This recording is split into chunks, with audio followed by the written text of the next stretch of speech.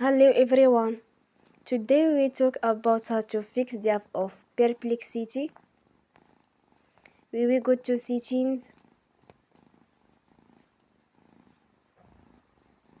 Then we click on apps. After that we search the app Perplexity and we click. Then you will on for stop. After that we go to storage. Then we click on clear cache. In the end, turn off your phone and you will recharge your phone again.